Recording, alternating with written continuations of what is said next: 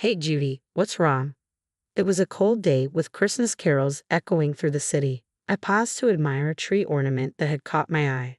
My husband, his breath visible in the chilly air, turned his head to look at me from a few steps ahead. He smiled softly, his ears flushed from the cold. I adored the way he looked at me. Nothing. Let's head home and have dinner. I've made a hot stew for this particularly cold day. Sounds great. Laughing, we held hands and strolled down the street. A familiar Christmas tune drifted into my ears. I'm Judy, I began, and what I'm about to tell you is a rather strange Christmas miracle I experienced a few years ago, and the story leading up to it. You're late. Before I could respond, I flinched at the sharp edge in my husband Dan's voice. Where have you been? I just went to the closest deli, I replied, trying to stay calm. It was mid-December, and it felt like snow was imminent. I'd been chased out of the cold without my coat a short time ago. Are you trying to fool me? I'm the breadwinner of this household. When I come home, I expect dinner to be ready and served. Can't you even manage that? He glared at me displeased as he looked at the dinner. No hot sauce. How can you eat chicken wings without it? Don't mess with me. His harsh scolding made me rush out of the apartment with just my wallet and return with the hot sauce. As I gasped for breath, he grew even more irritated. Delhi, are you crazy? Isn't it cheaper to buy at a supermarket? He pointed at the hot sauce, rolling his eyes. You have no sense of budgeting. I couldn't help but retort, of course, I buy groceries at the supermarket, but it's far away. I told you earlier, it slipped my mind today. Anyway, you get upset if the food gets cold. That's why I went to the closest shop. I did forget to add it to my shopping list, but I was sure the chicken wings would taste fine even without it. I didn't understand why he was so angry. His frustration seemed unrelenting. Where's your apology? I did apologize earlier, didn't I? What's with your attitude? My retort only fueled his anger further. He continued to yell for another hour. Who wants such stale food now? In the end, he flipped the plate of chicken wings and stormed out to get dinner elsewhere. A few days later, while cleaning my parents' house, which was up for sale, I visited an old lady in the neighborhood whom I called Grandma. Listen, Grandma, I said, your prediction was off this time. I didn't predict anything, Grandma, who had cared for me since I was a child, replied with a chuckle. You're going too far. No way. Everything you predicted since I was a kid came true. If they weren't predictions, then they were prophecies, I said with a wry smile. Remember when you told me not to go to the mall?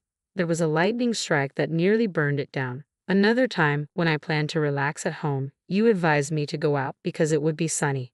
Reluctantly, I went out and found my house had been robbed. If I had stayed home, I would have had to confront the robber. I shivered at the memory. The robber was later caught with a knife, and the thought of what might have happened if I'd been home made me cringe. Despite her dismissive attitude, Grandma listened as I spoke with seriousness. I don't think I would have been prepared for my mom's illness if he hadn't told me, especially since she was my only family. My mom always said that you gave her peace of mind. You had told her that I would be blessed with something wonderful on a Christmas not far away. It brought her comfort to know that I would have a bright future before she left me.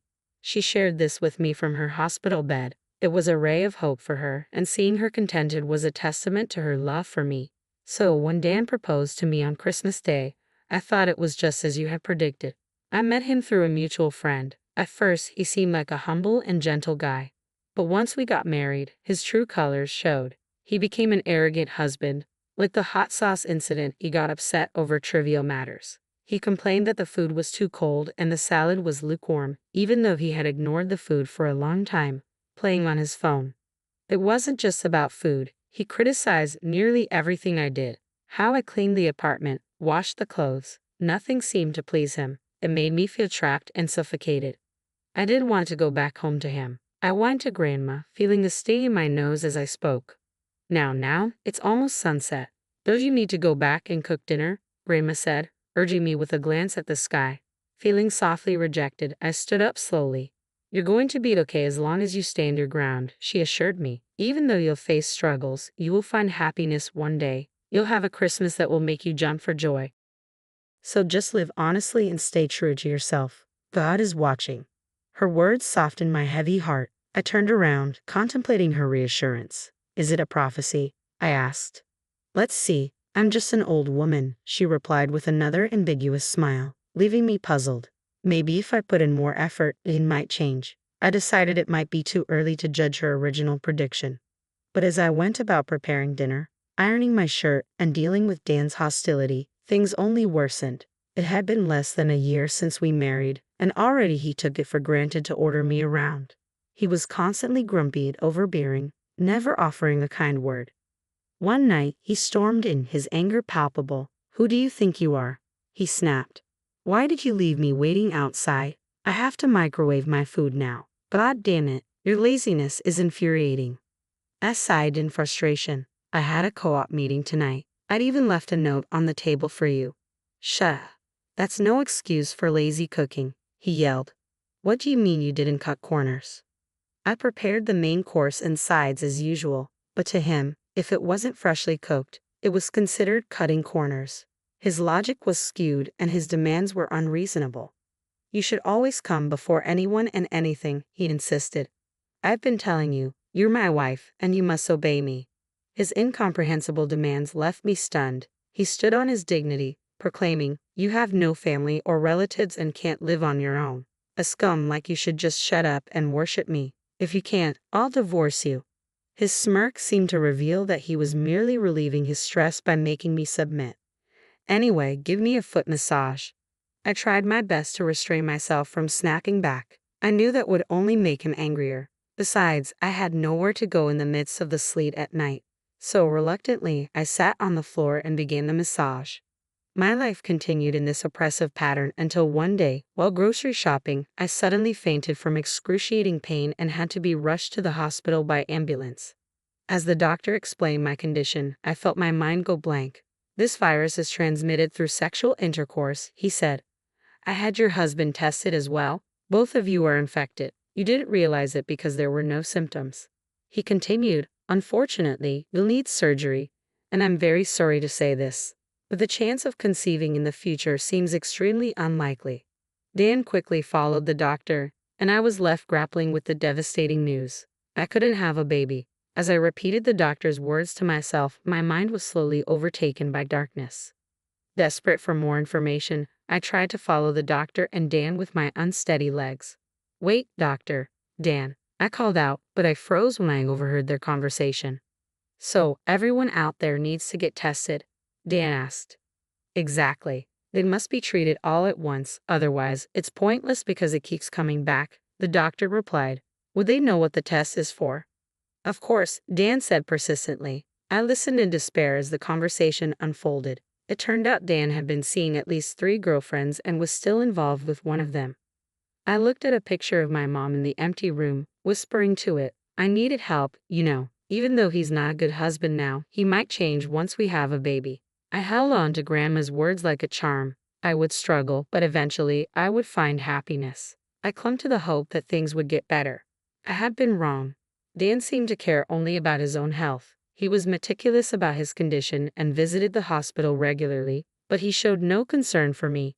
Having lost my parents, I yearned deeply for a family of my own, a husband, children, and a home filled with love. Tears streamed down my face as I clutched a picture of my mom in my hands. "Mom," I sobbed, my voice breaking as I tried to stifle my cries. Suddenly, Dan burst into the room, his anger palpable. "What are you doing wasting your time? You haven't even prepared dinner," he snapped. He threw the divorce papers down onto my head as I sat there, stunned. "Here are the divorce papers. This is your punishment for neglecting your duties and disobeying me." His voice was harsh and his demeanor was deranged. "You're so irritatingly depressing. I'm ready to divorce you at any time. It's no problem for me, but you're the one who will be in trouble. Instead of slacking off to your duty if you don't want a divorce."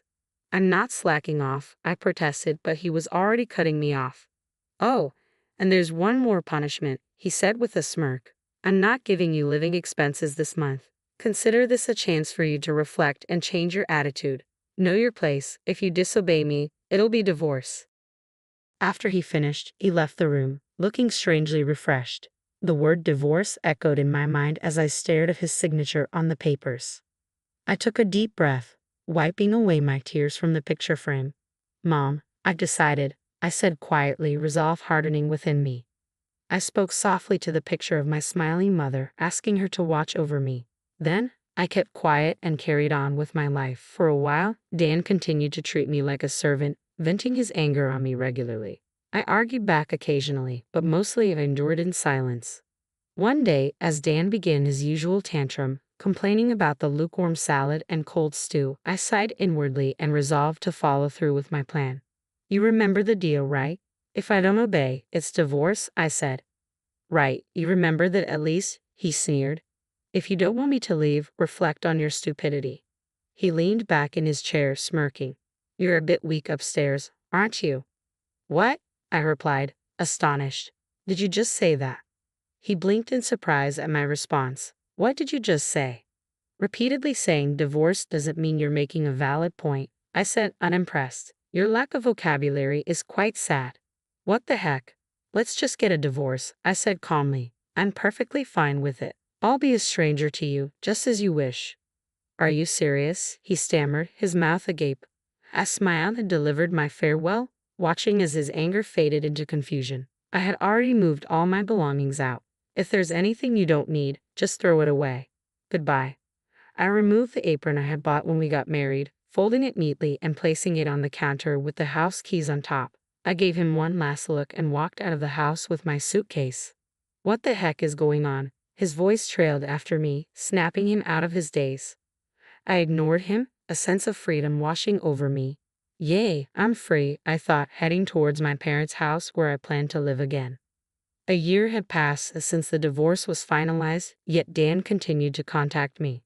His messages were relentless, pleading for apologies and offering to take me back. I had turned off notifications and ignored his nonstop texts, which were a new experience for me, given how little communication I had during our marriage. I decided to have one last face-to-face meeting with Dan at his parents' house. "Why have you been ignoring me?" Dan asked, trying to maintain a calm demeanor in front of his parents. "I've been texting you, but you never replied." "Oh, I turned off notifications from you," I said coolly. "Why? Was it really that annoying?" "Yes, it was." Dan's face flushed with anger. "So, what do you want to talk about?" I responded with deliberate annoyance, watching as his frustration grew. "What's with the attitude in front of my parents? What are you trying to prove?" Dan's voice rose, but he quickly reined it in, glancing nervously at his parents. "I'm sorry," he muttered, a rarity for him, especially during our marriage. I stifled a smile, surprised he knew how to apologize. I kept my tone steady and moved the conversation along. "What exactly do you want to discuss with your ex-wife? You divorced me, remember?" Dan looked puzzled, his anger momentarily replaced by confusion. "Hold on, why are you acting so calm? Aren't you struggling after the divorce? How are you managing?" He spoke as if he genuinely cared, yet he had never bothered to check on me, even though he knew where I was. "If you want to get back together, I'm open to it," he said, his voice carrying a hint of hope. "Doesn't that make you happy?" "Not at all," I replied, barely containing a laugh at his misplaced confidence. "It doesn't make me happy, nor does it help me in any way. I'm doing well on my own. Your contribution of $500 a month wasn't enough to cover our needs. You're the one struggling without me. The expenses I used to cover are gone, and I'm much more comfortable being alone now." I shook my head, dismissing the idea. I don't see the point in getting back together after enjoying my newfound freedom. I feigned confusion as Dan's frustration became evident. "What are you talking about? I was supposed to be a housewife, right? But why are we discussing finances?" Dan shifted uncomfortably, clearly unsettled by the presence of his parents. "Listen, Dan, stop acting like a child caught in the act. There's no need to put on a show for them. They know all about your secrets." "Secrets? What are you talking about?" Dan asked, his curiosity piqued. I signaled him to be quiet and prepared to reveal the truth. "You're mistaken if you think I was just a housewife. Remember, I lived abroad because of my late father's work.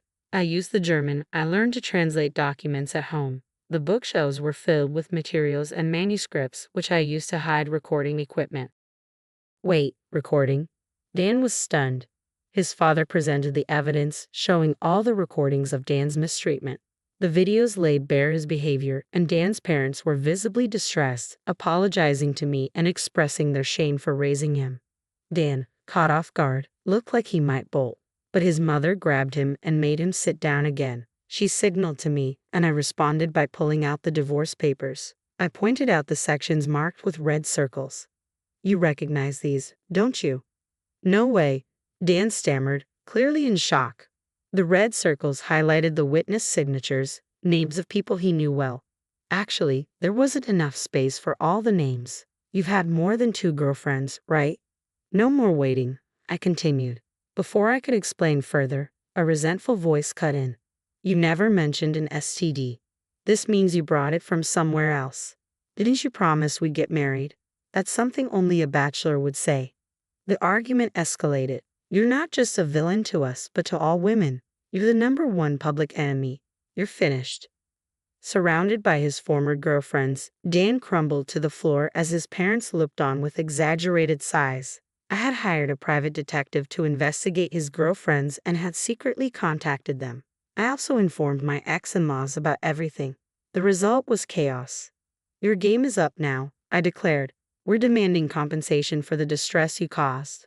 Dan worked for a company owned by a relative of his mother, so his payments were deducted from his salary to prevent him from escaping his obligations. Under strict supervision, he faced a long period of compensation payments. 6 years have passed since then. I was walking down the street on a cold day, Christmas songs playing everywhere, when a tree ornament caught my eye. My husband, his breath visible in the chill, looked back at me with a soft smile, his ears red from the cold. Our little girl, cheeks rosy, was nestled in his arms. I couldn't help but think about how Grandma's prediction came true. My current husband is surprisingly the brother of one of Dan's former girlfriends.